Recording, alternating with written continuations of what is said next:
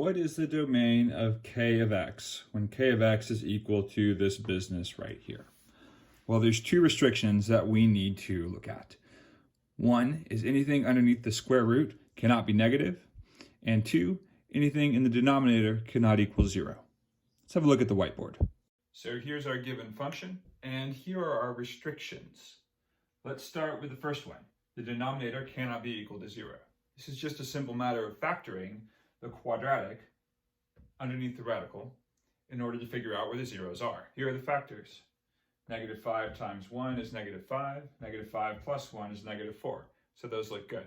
And we can easily draw the conclusion that in order for the denominator to not equal 0, x can't equal 5 and it can't equal -1. Next, for our second condition, we need to be sure that the value underneath the radical is positive. To that end, we'll draw out a number line and check the intervals on either side of our zeros and in between. Starting with values less than -1, we can pick any number that satisfies that condition, in this case -2, plug it into our quadratic, and see whether or not the value is positive or negative. Plugging in -2, -2 squared, -4 times -2, -5 is positive 7.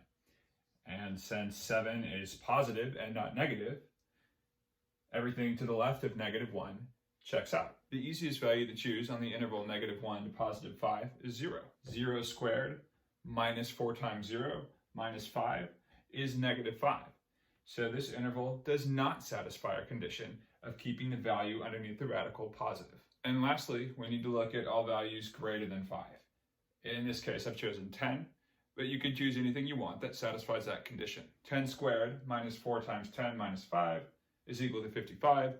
55 is positive, not negative, so this part of the domain checks out as well. Now all we have to do is convert this into one singular mathematical statement that describes the domain of k of x. So from these two statements, we get that x is less than -1, and from these two statements, we get that x is greater than 5. Streamlining the notation, we see that the domain of x is between -infinity and -1, union with 5 and positive infinity.